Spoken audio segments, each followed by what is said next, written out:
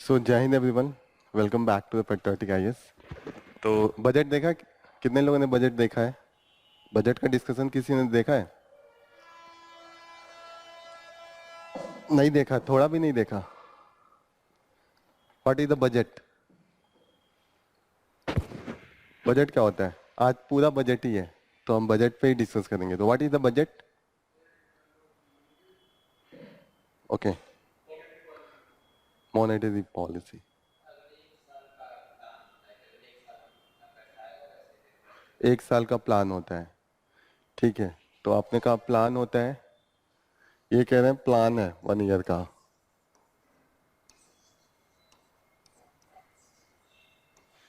आप क्या बोल रहे हैं? What again? Monetary policy.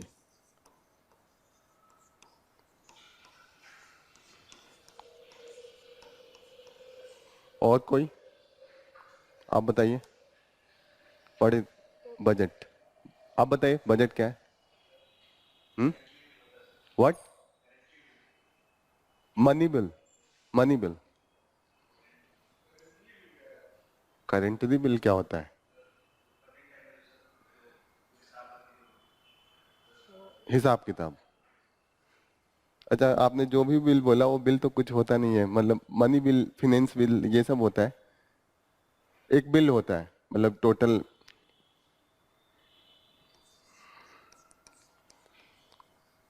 What is the budget? आप बताइए श्रेया।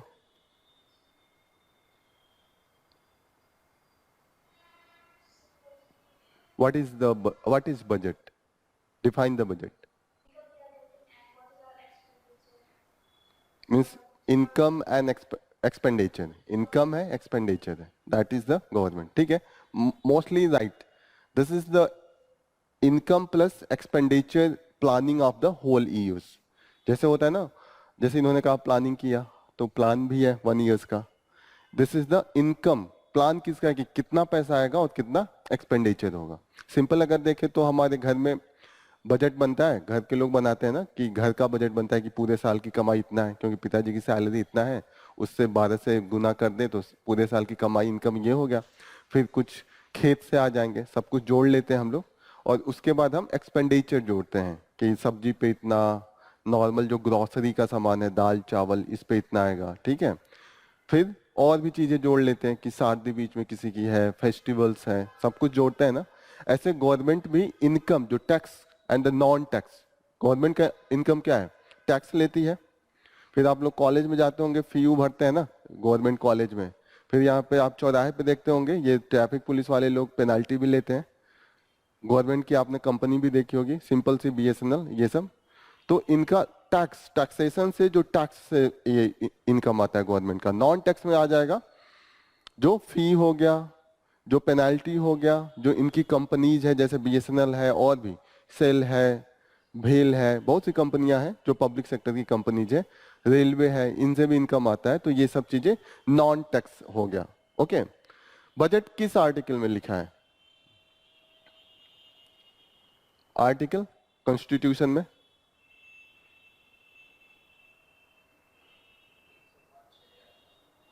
305-6 तो नहीं जाएंगे, इतना दूर तो नहीं है। कितना? कल लग रहा है पढ़ाई नहीं किया, कल मैंने बोला था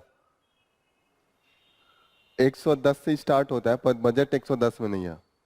पहली बात तो बजट कॉन्स्टिट्यूशन में नहीं लिखा है। बजट को क्या बोलते हैं कॉन्स्टिट्यूशन में? बजट नाम नहीं है कॉन्स्टिट्यूशन में, इसका नाम है एनुअल फिनेंशियल स्टेटमेंट। ये लिखा है, बजट कहीं नहीं लिखा है। अगर कभी क्वेश्चन में ये पूछ दे कि बजट कॉन्स्टिट्यूशन में है मेंशन या नहीं है, नहीं है। जो एनुअल फिनेंशियल स्टेटमेंट होता है, इसी को हम बजट कहते हैं। ये आर्टिकल 112 में है।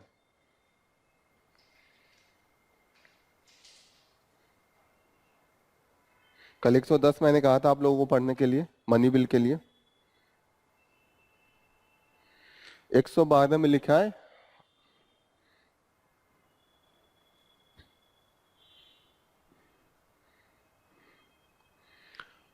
112 annual financial statement. This is the procedure for the in the financial matter. ठीक है, बजट कहीं नहीं लिखा है. अगर मैं बजट इसमें डाल के ढूंढूं कि व्हाट इज द बजट, यहाँ पे बजट ढूंढूं तो पूरे कॉन्स्टिट्यूशन में नहीं है. यहां से सर्च करते हैं ना बजट, ये सर्च कर रहा है, इसको कहीं नहीं मिलेगा. No words found in this document. ये कॉन्स्टिट्यूशन, इसमें बजट कहीं पे भी मेंशन नहीं है. Okay. 112 that's talk about the annual financial statement. एक साल में एक बार पूरी गवर्नमेंट अपनी प्लान बताती है कि कितना एक्सपेंडिचर होगा, कितना इनकम है और कितना हमने बोरोइंग लिया है. Everything they explain here. Okay. कल हम लोग 110 की बात कर रहे थे, आर्टिकल 110 मनी बिल. समझ में आया था कुछ? Budget is a type of money bill. ठीक है ना. मनी बिल वो चीजें होंगी जहां पे we will be talking about the imposition, abolition, remission, alteration and the regulation of any tax. Taxation से रिलेटेड कोई भी चीज हो. यहाँ पे क्या बोलना है कि इम्पोजिशन, कि नया टैक्स हमको इम्पोज करना है. एबोलिशन, उसको एबोलिश करना है. रेमिशन, उसको घटाना, बढ़ाना या हटाना है. अल्टरेशन, उसमें चेंज करना है. और द रेगुलेट करना है. टैक्स से related anything that will be under the money bill. यहां पे लिखा है कि money bill is contain only provision dealing with all or any of the following matters. ये जो नीचे फॉलोइंग मैटर्स है, एनी अगर एक हो या इसमें से सभी हो, ए से लेके एफ तक, एफ नहीं जी तक, ए से लेके जी तक अगर कोई भी चीज की बात हो तो that will B money bill. तो मनी बिल क्लियरली डिफाइन है कॉन्स्टिट्यूशन में. अगर ये स्टेटमेंट आता है कि money bill is clearly defined into constitution, yes it is defined. Okay. अब डिफाइन है तो लड़ाई किस बात की होती है? क्यों सुप्रीम कोर्ट में मैटर जा रहा है कि मनी बिल है नहीं है? Why? What is the reason? Reason इसमें जो 6, जो लास्ट वाला जी वाला है, यहां पे लिखा है कि any matter incidental to any of the matter specified in sub clause A to F. A से एफ के बीच में ये कोई भी चीज है इनसे इंसिडेंटल. ये इंसिडेंटल का मतलब होता है कि उसको करने के लिए अगर कुछ अलग से लगे. जैसे इन्होंने कहा टैक्सेशन. अब टैक्सेशन लगाने के लिए उसकी काउंटिंग करनी है. उसके लिए गवर्नमेंट सॉफ्टवेयर खरीदने जा रही है. इसमें सॉफ्टवेयर नहीं लिखा है. अब वो कहे जीएसटी के लिए मुझे सॉफ्टवेयर की एक पूरा नया डेवलपमेंट कराना है. अब उसको खरीदने के लिए अगर कोई बिल बना रहे हो तो वो तो साफ साफ लिखा नहीं है, वो तो सॉफ्टवेयर खरीदने जा रहे हैं ना. लेकिन गवर्नमेंट कहेगी ये इंसिडेंटल है, मतलब इसमें जो टैक्स है इसी को हम सही तरीके से लगाने के लिए सॉफ्टवेयर लाना चाहते हैं. जैसे आधार में क्या बोला? आधार में बोला कि हम स्कीम जो देने जा रहे हैं आधार से लेंगे, तो जितने भी आधार के लिए जो स्कीम के लिए पैसा जाता है वो कंसोलिडेटेड फंड ऑफ इंडिया से जाता है. गवर्नमेंट की 3 मेन तिजोरी है. तिजोरी जैसे जो फंड है उसको आप तिजोरी समझिए कि उसके इसका ये मतलब हुआ कि कहीं से भी गवर्नमेंट पैसा लेके आएगी वो इनमें रखेगी. जो सबसे इंपॉर्टेंट होता है वो कंसोलिडेटेड फंड ऑफ इंडिया होता है. कंसोलिडेटेड फंड ऑफ इंडिया, जैसे यहाँ पे consolidated fund of India. Okay. And second वाला है contingency fund of India. Contingency fund of India ये अलग एक 3 तिजोरी है. एक है इमरजेंसी के लिए. ये कंटीजेंसी मतलब होता है कि जब इमरजेंसी होगा तभी इसको तोड़ा जाएगा. जैसे होता है ना गुल्लक. आप समझिए एक कोई ऐसा दुकान है, उसके दुकान में डेली बिक्री हो रहा है, फिर शाम को घर में तिजोरी में लाके पैसे रखते हैं, फिर एक गुल्लक भी बना के रखते हैं कि अलग से कभी इमरजेंसी के लिए उसका पैसा कभी नहीं निकालेंगे. Contingency fund of India is like the गुल्लक. आर यू गेटिंग ना? जो नॉर्मल डेली हमारा वहां का वो होता है, क्या बोलते हैं, अकाउंटेंसी का, जहां पे पैसे इकट्ठा करते हैं, काउंटर, जो कैश काउंटर होता है, वो हो गया public account of India. That is the public account of India. एक बार मैं लिख देता हूं यहाँ पे.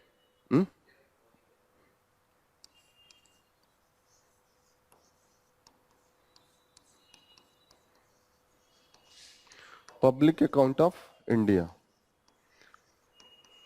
ये अलग चीज है. इसमें गवर्नमेंट की जितनी भी जैसे बैंक से रिलेटेड चीज होती है, जैसे जो पोस्ट ऑफिस होता है वो गवर्नमेंट की होती है, लेकिन आपने सुना होगा कि लोग पोस्ट ऑफिस में भी अपना अकाउंट खुलवाते हैं, पैसा रखते हैं, इंश्योरेंस और भी चीजें होती हैं। ये बातें सबको पता है ना कि पोस्ट ऑफिस में भी अकाउंट खुलता है, वहां पे भी बैंकिंग चीजें होती हैं, लेकिन वो गवर्नमेंट की नहीं है, वो लोगों की है। फिर लोग वापस मांगेंगे तो देना पड़ेगा ना, तो इसके लिए अलग अकाउंट बना के रखा है जहां पे आपका पैसा नहीं है, आपने लिया है फिर उसको देना भी है, टैक्स वापस नहीं देना है। टैक्स तो उनके पास हमेशा हो जाता है।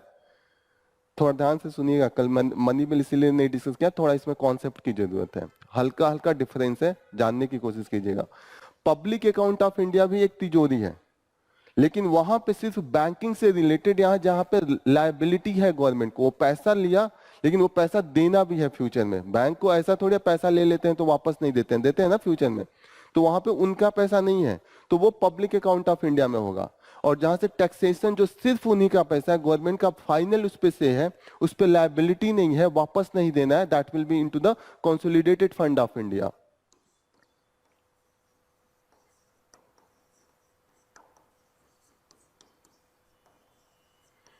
इसमें जाएगा, यहां पे कोई भी लायबिलिटी नहीं है। और थर्ड हो गया जो कंटीजेंसी फंड ऑफ इंडिया, वो है गुल्लक।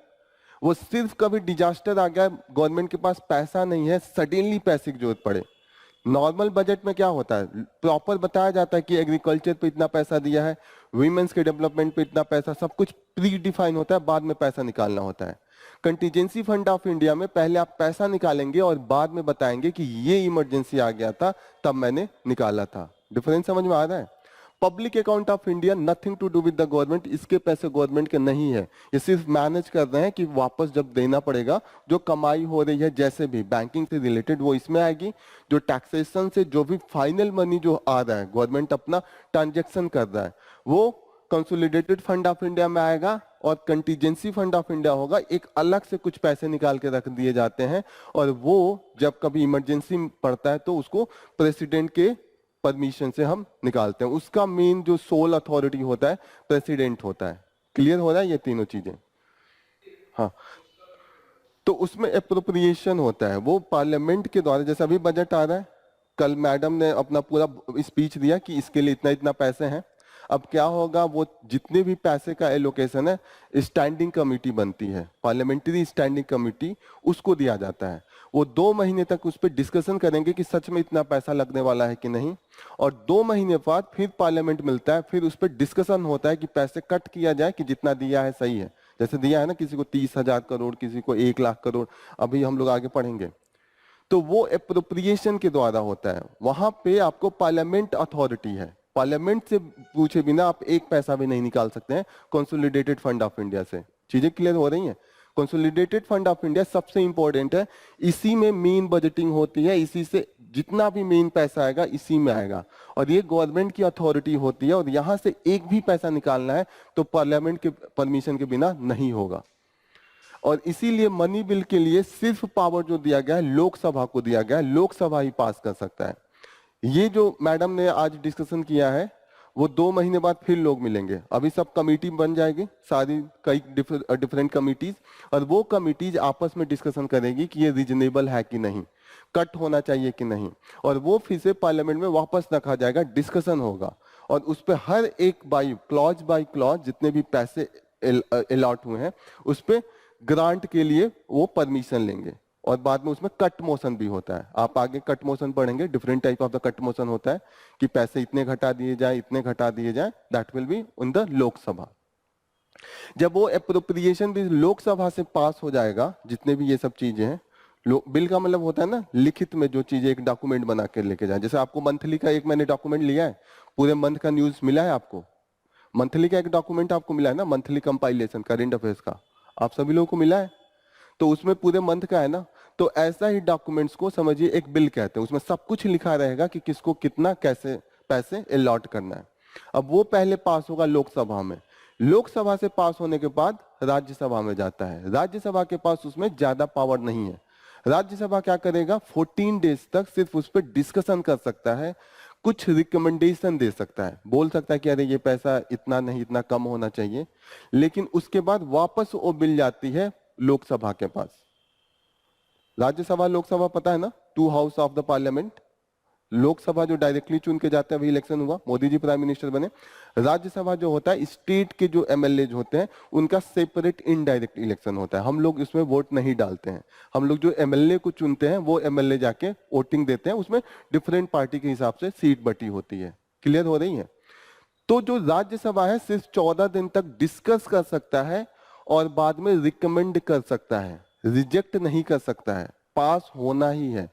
अगर वो मानना हो तो लोकसभा रिकमेंडेशन मानेंगे। रिकमेंडेशन का मतलब कुछ सजेशन कि ये चेंज कर दीजिए, अमेंड कर दीजिए। लेकिन लोकसभा के पास 100% पावर होता है, वो एक्सेप्ट भी कर सकता है। उसको अगर अच्छा लगे कि एक्सेप्ट करना है तो एक्सेप्ट करेगा, अगर लोकसभा को लगे कि नहीं नहीं करना है तो वो उनको रिजेक्ट करके पास कर देगा। क्लियर हो रही है? पावर इसलिए ज्यादा दे रहे हैं लोकसभा को क्योंकि लोकसभा में डायरेक्ट लोग चुन के जाते हैं। लोगों के जो हमारे पास पावर है, सांसद को कभी हटा सकते हैं, राज्यसभा के सांसद को हम नहीं हटा पाएंगे। चीजें क्लियर हो रही हैं? तो जब पैसा बहुत इंपॉर्टेंट मैटर होता है, जो मनी है वो द मोस्ट क्रूशियल थिंग, अगर वो बंद हो जाए तो गवर्नमेंट की पूरी फंक्शनिंग बंद हो जाएगी। तो इसीलिए राज्यसभा को नहीं दिया जा सकता है कि कभी ऐसा सिचुएशन ना आए कि that can be against any bill, कि अगर लोकसभा में आपके पास पावर है, आपको लोगों ने चुन के भेजा है डायरेक्टली, तो आप उस पर डिसीजन लीजिए। क्लियर हो रही है? और जो मनी बिल होगा साफ साफ डिफाइन है, इसमें से जो अगर चीजें होंगी डायरेक्ट होंगी तभी होंगी। लेकिन मुद्दा इसलिए कंफ्यूजन आ जा रहा है, जो यहाँ पे इंसिडेंटल लिखा है। इंसिडेंटल का मतलब अगर कोई चीज की बात आ रही है और कहीं से यहाँ से जोड़ के दिखा दे कि कंसोलिडेटेड फंड ऑफ इंडिया से ये जुड़ा है। जैसे मैंने एक एग्जाम्पल दिया, 2016 में आधार एक्ट हम लोग पढ़ रहे थे, उसको क्या किया था, मनी बिल बोल के पास किया था। उस पर डिबेट हो गया कि मनी बिल कैसे है, इसमें से तो कोई भी चीज नहीं है, आप आधार मांग रहे हैं फॉर द स्कीम्स। यहाँ तो स्कीम्स कहीं नहीं लिखा है, कहीं लिखा है स्कीम के लिए, स्कीम चलाने के लिए यूज हो सकता है मनी बिल का, कहीं? तो उन्होंने कहा कि जो स्कीम हम चलाएंगे उसका पैसा तो कंसोलिडेटेड फंड ऑफ इंडिया से आएगा, इनडायरेक्टली तो इसी के संभालने के लिए कर रहे हैं। या मानिए कोई टैक्सेशन को लेकर अगर कोई सॉफ्टवेयर खरीद रहे हैं जीएसटी को चलाने के लिए, तो उसको भी वो लोग मनी बिल बोल के पास कर सकते हैं। वो कहेंगे इंसिडेंटल मैटर है, ये इंसिडेंटल के लिए ही सारी लड़ाई हो रही है, इसीलिए ये बार बार सुप्रीम कोर्ट में जा रहा है। और सुप्रीम कोर्ट अभी 7 बेंच का मेंबर बैठाया कि इस पे डिसाइड करेंगे कि इसका जो फाइनल पावर है, जैसे मनी बिल अगर लड़ाई होती है तो अगर पार्लियामेंट में लड़ाई है और उस पर सर्टिफिकेट जो चाहिए होगा वो स्पीकर का होगा। अगर स्पीकर ने बोल दिया कि this is the money bill, तो उसको हम मनी बिल मान लेते हैं। ठीक है?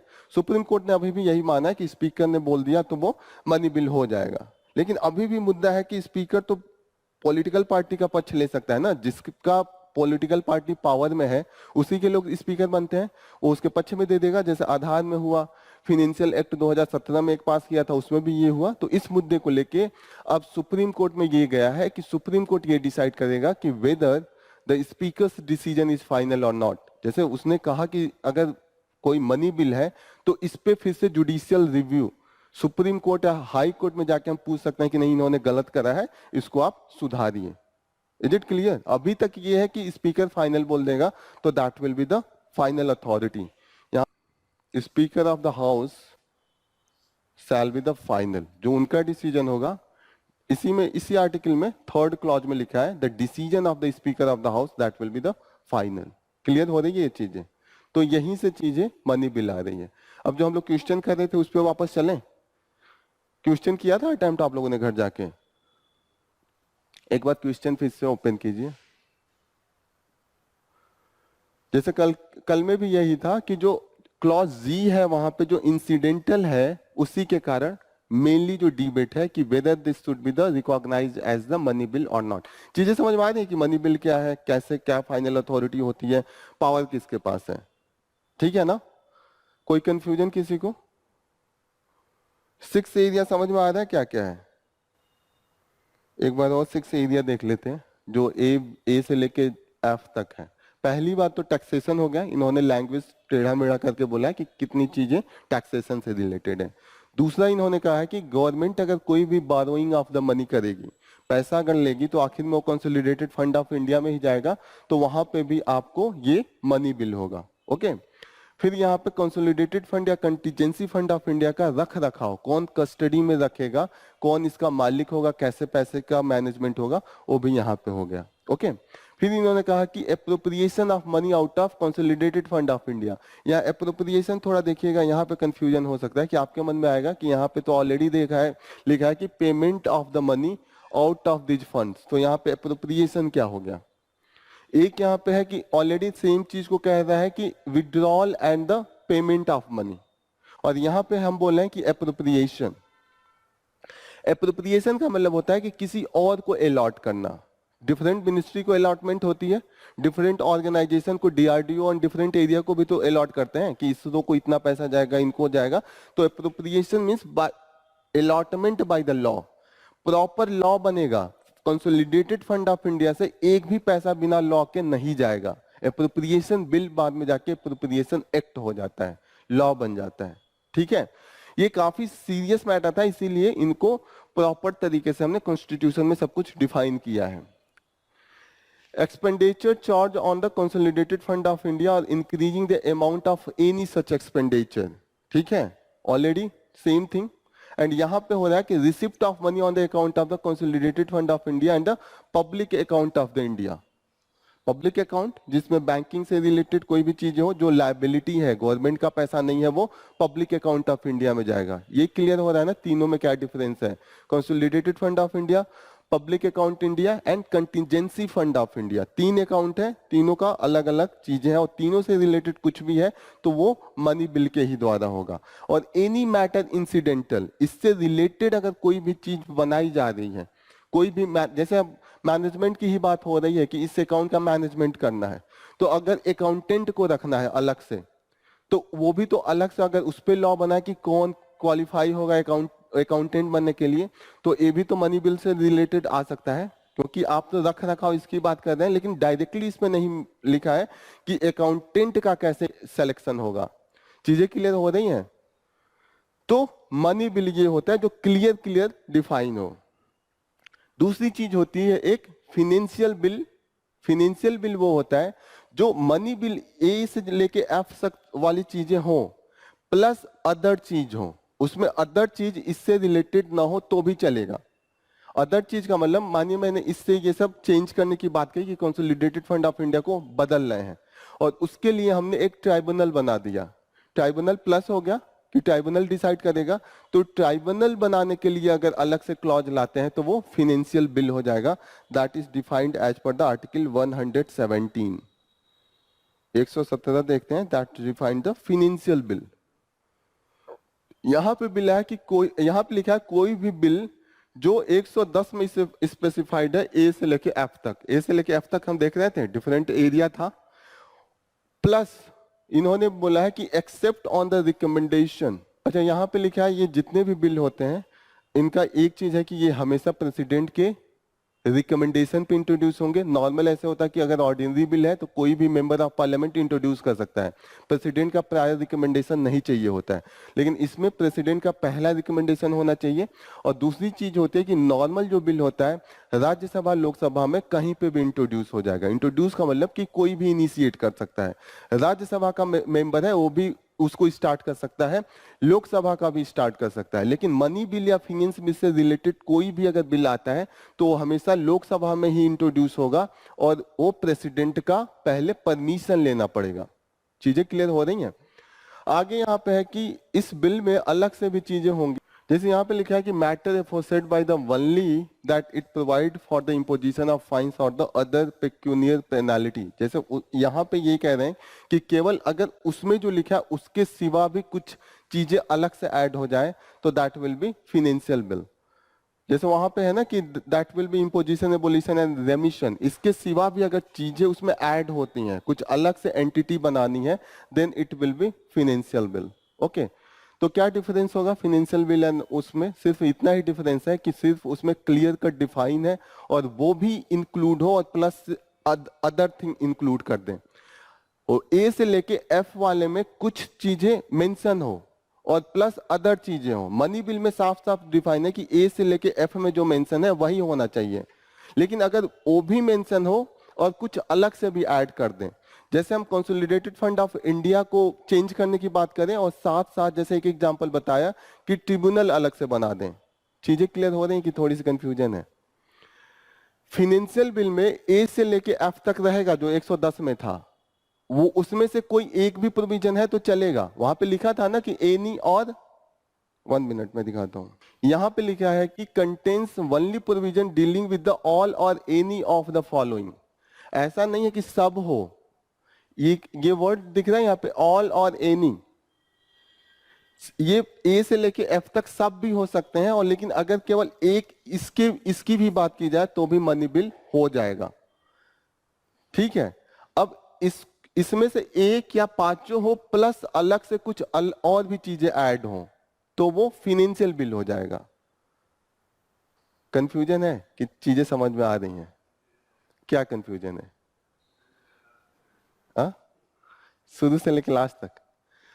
मनी बिल तो पहली बात ये समझना कि 110 डिफाइन करता है। मनी बिल का ये है कि इसमें लोकसभा के पास पावर ज्यादा है। मनी बिल क्लियर डिफाइन है कि ए टू लेके एफ तक में जितने भी प्रोविजन है वो अगर आते हैं उससे रिलेटेड कोई भी लॉ बनाना है तो वो मनी बिल से लॉ बनेगा। लॉ बनाने के पहले क्या होता है, पहले बिल हम ड्राफ्ट बनाते हैं, उसको बिल के रूप में पेश किया जाता है।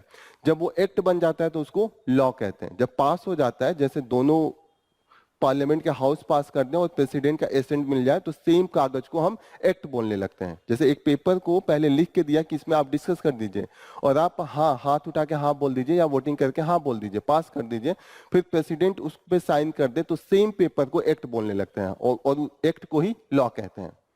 मनी बिल फिनेंशियल मैटर से रिलेटेड कोई भी चीज है अगर लॉ बनानी है तो वो मनी बिल के रूप में पास होगा। अगर फिनेंस से रिलेटेड कोई भी चीजें जैसे कि टैक्सेशन की बात हो, कंसोलिडेटेड फंड ऑफ इंडिया की बात हो, कंटीजेंसी फंड ऑफ इंडिया की बात हो, पब्लिक अकाउंट ऑफ इंडिया की बात हो, अगर उससे लॉ बनाना है तो मनी बिल प्रॉपर तरीके से रूल है। नॉर्मल रूल ये होता है कि राज्यसभा लोकसभा दोनों मिलकर पास करते हैं, लेकिन जब चीजें टैक्सेशन से रिलेटेड होंगी तो वो लोकसभा के पास पावर ज्यादा चला जाता है, इसीलिए इसको मनी बिल कहते हैं, क्योंकि यहाँ पे लोकसभा को पावर ज्यादा दे रहे हैं। एक्सेप्शन है ना, वरना नॉर्मल एक्ट में क्या होगा, दोनों को पास करना पड़ेगा, लेकिन मनी बिल होगा तो लोकसभा के पास ज्यादा पावर होगा, राज्यसभा के पावर कट कर दी जाती है और उनको सिर्फ डिस्कशन का अधिकार है या रिकमेंडेशन का अधिकार है, वो रिजेक्ट नहीं कर सकते हैं। नॉर्मल अगर लॉ बनाना है, जैसे आपको लॉ बनाना है कि इस एरिया में अगर फर्टिलाइजर का कोई कंपनी खोलना है तो लॉ बनता होगा ना कि इसको ये फॉलो करना चाहिए कि इतना जमीन होना चाहिए, इतने लेबर होना चाहिए, इतने रिसोर्स होना चाहिए, पब्लिक जो लोग रहते हैं उनसे दूर होना चाहिए, कुछ गैस निकल रहा है तो वो कैसे उसको हैंडल करना चाहिए, लॉ बनता है ना। तभी तो उस अगर नॉर्मल लॉ है तो वो लोकसभा राज्यसभा के पास बराबर पावर होता है। लोकसभा अगर पास भी कर दे तो राज्यसभा जाके उसको रिजेक्ट कर सकता है, बोल देगा कि नहीं हमें एक्सेप्ट नहीं है, तो वो बिल एक्ट नहीं बन पाता, वो फेल हो जाता है, कानून नहीं बन पाएगा। ठीक है, लेकिन अगर टैक्सेशन से रिलेटेड या ए से लेके कुछ स्पेशल मैटर है जहां पैसा निकालने से रिलेटेड है गवर्नमेंट को, तो वहां पे लोकसभा के पास एक्स्ट्रा पावर दिया गया है, राज्यसभा के पावर को कट कर दिया गया है कि आप रिजेक्ट नहीं कर सकते, क्योंकि यहाँ पैसे का मैटर है और पैसे के बिना गवर्नमेंट नहीं चलेगी। लोकसभा को पावर इसलिए ज्यादा दिया गया है क्योंकि लोकसभा में लोग डायरेक्टली इलेक्ट होकर आते हैं, वो ज्यादा उत्तरदायी हैं आम जनता से। हम जब चाहे गवर्नमेंट गिरा सकते हैं, प्रोटेस्ट करके पार्लियामेंट में सांसद हैं मोदी जी के अगेंस्ट में चले जाए, 40 लोग आके अगर इंडिया ब्लॉक को सपोर्ट करते आज के आज गवर्नमेंट गिर जाएगी। आज यू गेटिंग ना? लेकिन राज्यसभा में आपने कभी सुना है कि गवर्नमेंट गिर गई, नहीं गिरी, ये सब स्टेबल है, वो कोई कभी नहीं गिरती, वो परमानेंट बॉडी है, उसकी कोई अकाउंटेबिलिटी नहीं है towards the people, direct accountability नहीं है। भले वो लोग आंसर का क्वेश्चन का आंसर देते हैं लेकिन आप गिरा नहीं सकते हैं। क्लियर हो रही है? इसीलिए जो फिनेंस से रिलेटेड है, पैसा को कैसे रख रखाव किया जाए, कैसे पैसे निकाले जाए, क्योंकि इंपॉर्टेंट मैटर है ना, क्योंकि आप जितना भी टैक्स इस देश से ले रहे हैं आपने एक तिजोरी बना के रखी है, उस तिजोरी में रखना है जिसका नाम है कंसोलिडेटेड फंड ऑफ इंडिया, और उसका पावर आप किसके हाथ में देंगे? जो रिस्पॉन्सिबल है, जो लोकसभा से इलेक्ट होकर आ रहे हैं, और इसीलिए इसको अलग से हमने कॉन्स्टिट्यूशन में ही लिख दिया ताकि ऐसा ना हो कि लोगों ने चुन के भेजा और राज्यसभा में विरोध हो रहा है तो ये लोग फंक्शंस ना कर पाए, गवर्नमेंट ना चला पाए। क्लियर हो रही है? ठीक है, तो ये हो गया मनी बिल। कुछ चीजें होती हैं जो मनी बिल को छोड़ के अलग से भी उसमें ऐड हो जाए। जो पीस ऑफ पेपर है ना, जिस पे आपने लॉ लिख के डिस्कशन के लिए भेजा था, बिल वही होता है ना। बिल क्या होगा? एक पन्ना उठाएं और उस पर लिख दें कि किसी चीज से रिलेटेड ये चीजें होंगी और उसको लॉ के रूप में हम इंप्लीमेंट करेंगे। तो उसको एक्ट बनने के पहले डिस्कशन होता है कि आप आंख मूंद के लॉ नहीं बना सकते हैं। लोकसभा राज्यसभा में डिस्कशन होगा ताकि पूरा देश सुने। जब डिस्कशन होता है, लाइव टेलीकास्ट किया जाता है, लोग भी अपना राय देते हैं कि अरे नहीं नहीं ये चीजें नहीं होनी चाहिए, ये तो गलत बिल है, हमारा पावर कट हो रहा है। सांसद मानिएगा एक कल को एक लॉ बनाना है कि सांसद लोगों का हम तनख्वाह 2 करोड़ महीने कर दें। तो जब डिस्कशन होगा लोग जानेंगे ना, डिस्कशन प्रॉपर तरीके से होगा, लोग जानेंगे, लोगों को लगेगा अरे 2 करोड़ खुद का कर रहे हैं, लोग विरोध करने लगते हैं। आर यू गेटिंग ना? तो कोई भी चीज लॉ बनाने के पहले बिल के रूप में डिस्कशन होता है। जो पेपर पे लिख के डिस्कशन किया जाता है उसे ही बिल कहते हैं। बिल क्लियर हो रहा है? बिल और एक्ट में सिर्फ इतना ही डिफरेंस है। सेम पेपर जब तक लास्ट में प्रेसिडेंट का साइन नहीं है, पास नहीं हुआ, तब तक बिल कहा जाएगा, और जिस समय वो प्रेसिडेंट का साइन होके एक्ट बन गया तो वो एक्ट हो जाता है, लॉ हो जाता है। Same paper. चीजें क्लियर हो रही हैं बिल और एक्ट में? मनी बिल समझ में आ रहा है? मनी बिल टैक्सेशन से रिलेटेड या टैक्स से रिलेटेड जो भी पैसा है कहाँ रखा जाए और कैसे उसको निकाला जाए, उससे रिलेटेड जितनी भी चीजें हैं साफ साफ क्लियर लिखी हुई है आर्टिकल 110 में ए से लेके एफ में। और एक अलग से क्लॉज है जी, जो जी बोलता है कि ए ऊपर से ए से लेके एफ तक से रिलेटेड भी अगर कुछ लॉ बनाई जाती है that will B part of money bill. हो गई? मनी बिल तब तक होगा जब तक यही चीजें हो, क्योंकि यहाँ साफ साफ लिखा है कि एनी और the all of the following. Following का मतलब ए से एफ। अगर इससे बाहर कुछ भी जाए तो वो मनी बिल नहीं होगा, वो फिनेंस बिल हो जाएगा। अगर ये सब चीजें हैं और चीजें आपने कुछ अलग से ऐड कर दिया, ठीक है? तो money bill and finance bill में समझ में आ रहा है कि मनी बिल में जो ए से एफ तक, जी तक जो लिखा है सिर्फ उतना ही होगा। और अगर फिनेंस बिल है, इसके कुछ मैटर और आपने कुछ अलग से ऐड किया तो वो फिनेंस बिल हो जाएगा। फिनेंस बिल में अगर चीजें इनसे लेके और कुछ अदर हो गई तो वहां पे थोड़ा सा लॉ बदल जाता है, इसीलिए उसको सेपरेट तरीके से डील करते हैं। चीजें क्लियर हो रही हैं कि क्या डिफरेंस है? क्यों इनको ज्यादा पावर दिया गया? क्योंकि वहां पे विड्रॉल का पावर किसके पास है? गवर्नमेंट के पास है, और इसीलिए राज्यसभा का पावर कट कर दे रहे हैं। नॉर्मल राज्यसभा का पावर बराबर होता है, यहां तक कि कॉन्स्टिट्यूशन भी अमेंड करते हैं तो राज्यसभा से सहमति लेनी पड़ती है। ठीक है? चीजें कितने दिन के लिए वो डिस्कशन हो सकता है राज्यसभा में? 14 डेज के लिए। रिकमेंडेशन माने या ना माने लोकसभा पे टोटल डिपेंडेंस होता है, वो मान भी सकते हैं, रिजेक्ट भी कर सकते हैं। ये सब चीजें हैं। ओके। 112 जो बोलता है वो बजट के बारे में बोलता है, वो एनुअल फिनेंशियल स्टेटमेंट। ठीक है?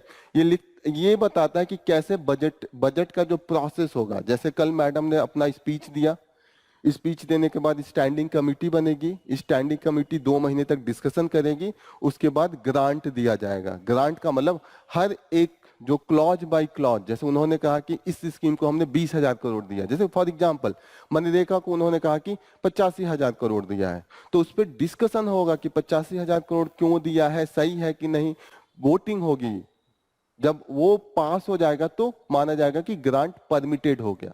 उसमें कट मोशन भी होता है। तो that is all is defined into the 112 112 that's talk about the budget. Budget कहीं नहीं लिखा है, इसी एनुअल फाइनेंशियल स्टेटमेंट को आम जनता की भाषा में बजट कहते हैं। बजट कॉन्स्टिट्यूशन में नहीं लिखा है, दैट इज द वो हमारा भाषा है। जो कॉन्स्टिट्यूशन में है वो एनुअल फाइनेंशियल स्टेटमेंट है। इतनी चीजें क्लियर हो रही हैं? अभी वो क्वेश्चन करें यहां पे 2023 वाला करते हैं। When the Lok Sabha transmit a finance bill to the Rajya Sabha, it can be amended or reject the bill. सही है? When the Lok Sabha transmit the money bill to Rajya Sabha, it cannot amend or the reject the bill. It can only make the recommendation. ये वाला बताइए, second वाला तब से मैं discuss कर रहा हूं, सही है कि गलत है? हाँ,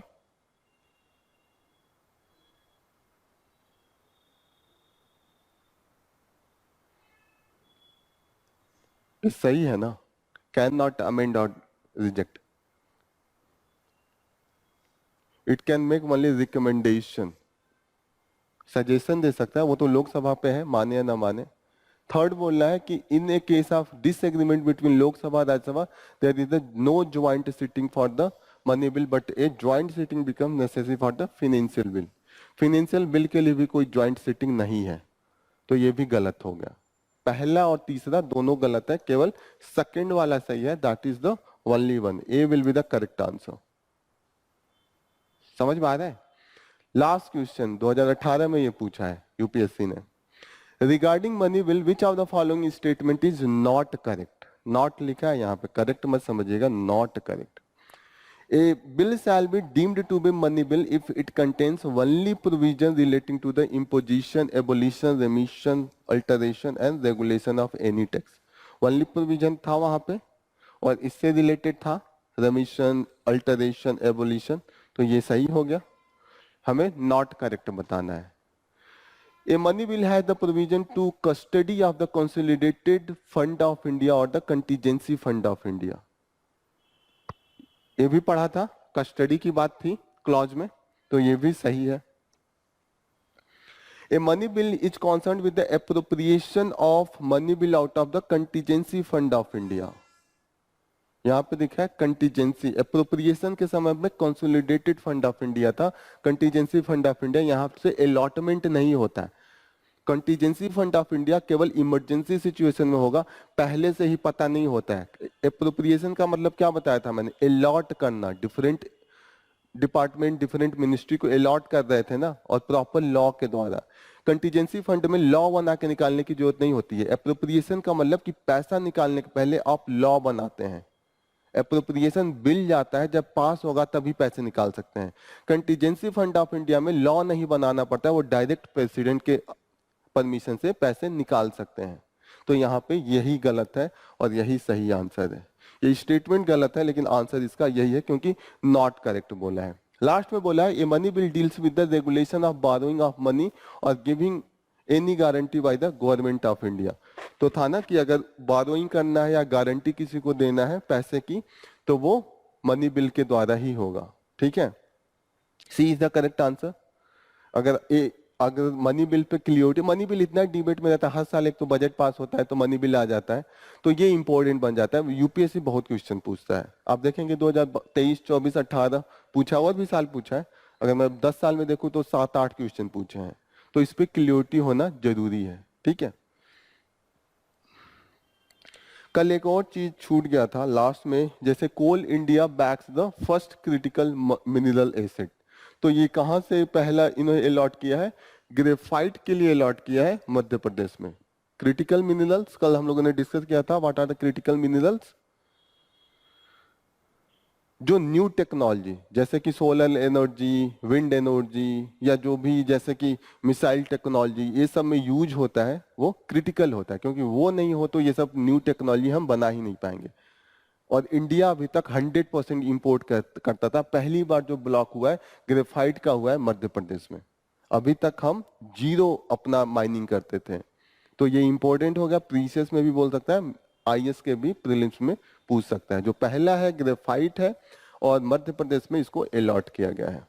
और किसके लिए किया गया? पावर ग्रीन एनर्जी ट्रांजिशन, मतलब आप डिफरेंट एनर्जी, जहां पे ग्रीन एनर्जी क्या होता है? जहां पे धुआं नहीं निकल रहा हो, CO2 एंड अदर जो हार्मफुल गैस है वो नहीं निकल रहे हो। जैसे सोलर में हमने देखा है कहीं गैस निकलता है? नहीं निकलता है ना। लेकिन कोल जलाइए, पेट्रोल जलाइए तो गैस निकलेगा, तो that is not the green energy. Green energy जैसे विंड एनर्जी, टरबाइन मूव करेगा अपने आप, तो वहां से एनर्जी प्रोड्यूस होता है बिना हार्म किए इन्वायरमेंट के। तो जो भी एनर्जी जहां से CO2 और अदर हार्मफुल गैस नहीं निकलते हैं, वो ग्रीन एनर्जी होता है। तो ये नोट कर लीजिएगा, कल छूट गया था, कल टाइम नहीं था इसीलिए छूट गया था। ओके, आज स्टार्ट करें फर्स्ट, और कुछ कल छूटा था? कल सब चीज तो कवर कर लिया था। ओके, बजट क्लियर हो गया। 112 annual financial statement, that is the budget. Okay, जो बजट है, पहले मैडम स्पीच दी, जो भी हमारे फाइनेंस मिनिस्ट्री होते हैं वो आके स्पीच देते हैं, वो बताते हैं कि what are the thing that is she has brought. तो अभी का बजट में यहाँ पे कार्टून से क्या लग रहा है कि ये सबको खुश करने की कोशिश कर रही है, थोड़ा थोड़ा सा बांट कर, ये है ना। इसीलिए इन्होंने लिखा है कि स्मॉल सर्विंग, सर्व मीन्स लोगों को सर्व करना, तो स्मॉल सर्विंग मिनी प्लेट्स, थोड़ा थोड़ा ही दिया लेकिन बहुत से प्लेट को इन्होंने सर्व कर दिया। पीछे इन्होंने नीतीश कुमार और उनको भी दिया कि वो लोग मजे में भी खा रहे हैं, तो उन लोगों को भी, नीतीश कुमार जेडीयू सपोर्ट कर रहे हैं बीजेपी को, और वो कौन है, चंद्रबाबू नायडू, आंध्र प्रदेश के चीफ मिनिस्टर, टीडीपी उनकी भी पार्टी सपोर्ट कर रही है। चीजें समझ में आ रही है? कोलिशन गवर्नमेंट अभी है, बीजेपी का खुद का मेजोरिटी नहीं है, मतलब खुद के दम पे गवर्नमेंट नहीं है। ये दो लोग अगर विड्रॉल कर ले तो गवर्नमेंट गिर जाएगी। ओके, तो वो लोग भी खुश हैं। तो small savings and the many plates, तो बजट का थीम है इस बात का, उसका नाम इन्होंने दिया है एम्प्लॉयमेंट। ये बजट का थीम है एम्प्लॉयमेंट, क्योंकि एम्प्लॉयमेंट के मुद्दे पे हालत खराब थी, 405 से 240 पे आ गए थे, तो इनको लगा कि मेन मुद्दा क्या था, एम्प्लॉयमेंट एंड इनइक्वालिटी। तो इन्होंने इस बार के बजट का जो थीम ही रखा है एम्प्लॉयमेंट रखा है। ई से इनका क्या लेना है, और इसका सबका अलग अलग फॉर्म है।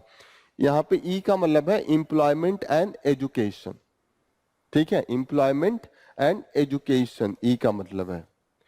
एम का मतलब क्या है, एमएसएमईज, कल एमएसएमईज बात किया था। What is the MSMEs? M micro small medium enterprise, enterprise का मतलब इंडस्ट्रीज। ओके, तो एम का मतलब है एमएसएमईज, पी का मतलब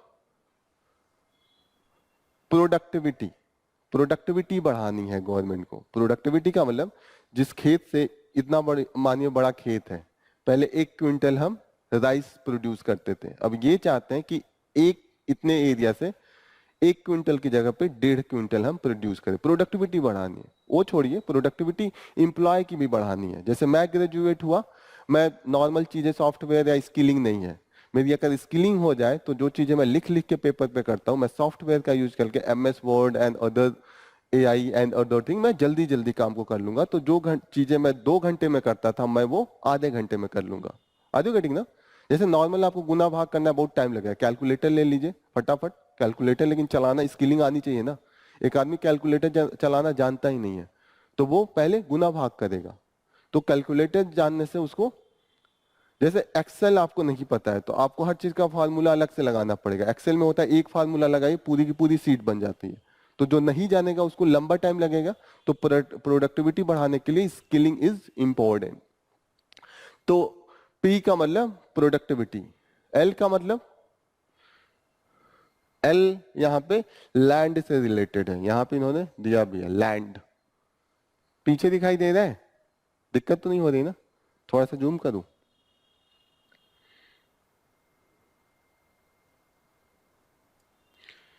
एम्प्लॉयमेंट थीम है and what are the full form, ये मैं बता रहा हूं। ओ से क्या है, अपॉर्चुनिटीज, जो यूथ को अपॉर्चुनिटीज नहीं मिल रहा है तो ज्यादा से ज्यादा अपॉर्चुनिटीज क्रिएट किया जाए।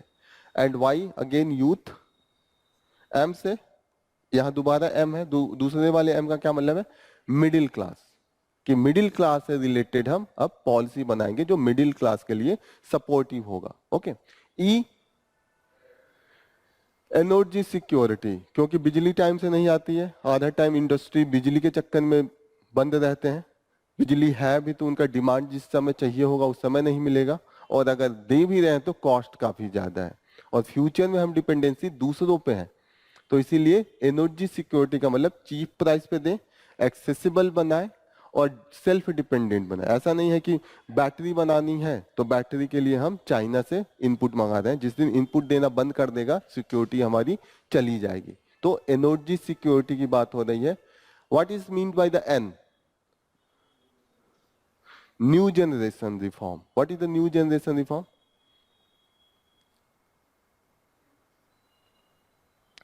न्यू जनरेशन रिफॉर्म का मतलब जैसे अभी जो पुराने जितने भी लॉज हैं, labour laws and other laws हैं, काफी उसमें दिक्कतें हैं, थोड़ी थोड़ी उनको वो क्या करें, अमेंड करके अभी के जो अभी डिमांड है, जैसे टेक्नोलॉजी है पहले के हिसाब से लॉ बना है, अभी टेक्नोलॉजी अलग आ गई, एआई से रिलेटेड कोई लॉ ही नहीं है, तो एआई से रिलेटेड अब एआई का यूज होने लगा ना, हो सकता है 10 साल बाद केवल एआई ही दिखे।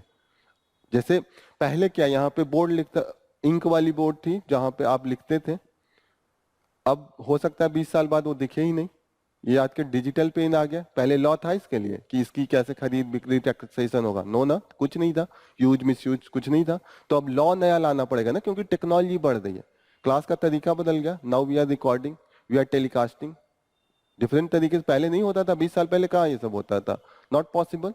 हो सकता है 10 साल बाद और एडवांस टेक्नोलॉजी आए, तो लॉ बदल रहा है, तो you need the reform as well. Industry में भी नई नई टेक्नोलॉजी आ रही है, नए तरीके से हम यूज कर रहे हैं चीजों को, तो we need the new generation reforms and technology. Technology नई नई लाना है और नया नया लाके उसको प्रोडक्टिविटी बढ़ाना है। क्लियर हो रहा है?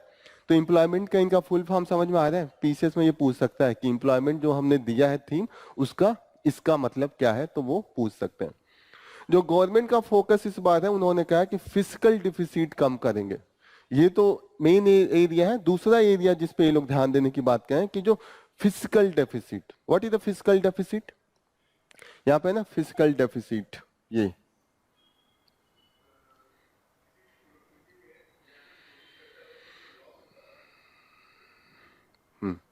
सही है, लेकिन और अच्छे से सिंपल भाषा में कैसे बोलेंगे?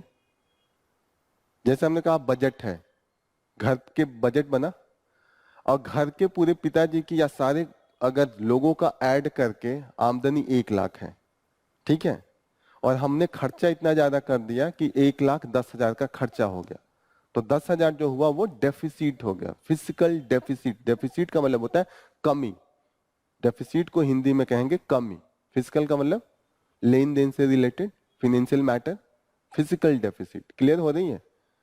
तो जो गवर्नमेंट इनकम आया टैक्स लेके, उन्होंने 40 लाख करोड़ कमाया और खर्चा किया 45 लाख करोड़ का, जो 5 लाख करोड़ है वो फिजिकल डेफिसिट है।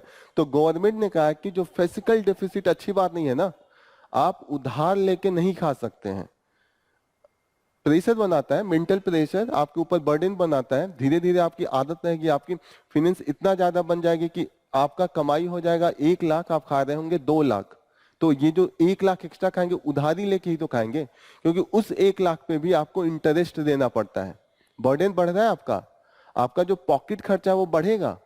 तो गवर्नमेंट हमेशा जोर देती है कि इसको कम किया जाए, तो इन्होंने कहा कि पहले जो 5 से ज्यादा है उसको घटा के हम 4.9 पे लाएंगे, और आने वाले टाइम पे हम इसको 4.6 पे लाएंगे। इसका मतलब ये है कि गवर्नमेंट अभी जो पिछली साल तक स्थिति ये थी कि 100 रुपए ये कमाती थी और 105 रुपए 60 पैसे, जो 5 रुपए 60 पैसे 5.6 है डिफिसिट, वो ज्यादा खर्चा होता था, डेफिसिट में थी।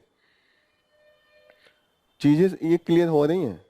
अगर सरकार 105 रुपए कमाती और 100 रुपए खर्च करती तो वो फिजिकल सरप्लस होता है। सरप्लस का मतलब ज्यादा, सरप्लस का मतलब ज्यादा, लेकिन गवर्नमेंट क्या है, डेफिसिट में है, कमाई कम है, जो जीडीपी क्या है, जीडीपी का 5.6% ज्यादा खर्चा कर रही है। ये बारोइंग से आता है, हम विदेशों से अपने ही लोगों से भी उधार लेते हैं ना, गवर्नमेंट बॉन्ड देती है, बाद में आपको पैसा देना पड़ेगा कि नहीं गवर्नमेंट को, और उस पर इंटरेस्ट देता है, दैट इज द बारोइंग। तो इन्होंने कहा है अब कम करेंगे, इस बार का जो टारगेट है 4.9 है, और आगने वाले समय में 4.6 तक जाएंगे।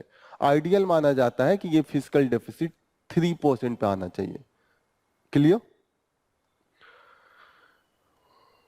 ये दो चीजें नोट कर लीजिएगा कि जो हमारा टारगेट है वो इस समय 4.9 है, आपको लिखना पड़ेगा बार बार, जहां पे भी आएगा हम कम किए। लास्ट ईयर 5.6 था, एक्सपेक्टेड 5.1 था, लेकिन इसको और घटा के हमने 4.9 पे लाया है। एम्प्लॉयमेंट का भी फुल फॉर्म एक बार लिख लीजिएगा कि what is the full form यहाँ पे दिया हो। जो इस बार का फिजिकल डेफिसिट का एम है 4.9 है, पहले से हमने इसको बहुत रिड्यूस करने की कोशिश किया है। लास्ट ईयर का जो था 5.6 था, जीडीपी के तुलना में हम काउंट कर रहे हैं, जो परसेंटेज है वो जीडीपी का है, इसमें सिर्फ इतना है कि जो आंध्र प्रदेश को है उनको 15,000 करोड़ अलग से इनको फंडिंग के लिए दिया है। आंध्र प्रदेश की न्यू कैपिटल बन रही है वो अमरावती है, ठीक है। और इनका एक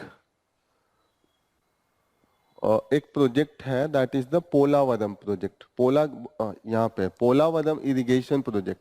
तो इसके लिए 15,000 करोड़ की फंडिंग है। पोलावरम प्रोजेक्ट किससे रिलेटेड है? आंध्र प्रदेश से रिलेटेड है। आई थिंक ये गोदावरी रिवर पे बना रहे हैं, गोदावरी रिवर पे है ना, एक बार चेक कीजिएगा। पोलावरम इरिगेशन प्रोजेक्ट शायद गोदावरी पे ही बना रहे हैं, आंध्र प्रदेश से रिलेटेड है। इस पे काफी डिस्प्यूट भी। जो इंटीरियर एरिया है, जो land locked area Andhra Pradesh का, आंध्र प्रदेश मोस्टली आप देखिएगा कोस्टल एरिया है, समंदर के किनारे किनारे पतला सा स्ट्रिप है। लेकिन जो कोस्टल एरिया से अंदर का जो लैंड लॉक्ड एरिया है, जहाँ पे बारिश कम होती है, वो बहुत ही बैकवर्ड एरिया है। रायलसीमा को लेके लड़ाई ये हो रही थी, जब तेलंगाना आंध्र को बांटा जा रहा था तो दोनों लेने को नहीं तैयार थे। वो कह रहे थे आप लीजिए, वो कह रहे थे आप लीजिए, क्योंकि वो बर्डन के जैसे देखा जाता है कि वो एरिया में आप खर्च ज्यादा करते हैं, वहां से टैक्स नहीं आता है, मैक्सिमम वहां पे पैसे लगाने पड़ते हैं। तो रायलसीमा इसीलिए ध्यान में रखिएगा, ये बैकवर्ड एरिया रीजन है, तो अलग से ग्रांट दिया गया है आंध्र प्रदेश को, क्योंकि वो एरिया आंध्र प्रदेश को मिला था।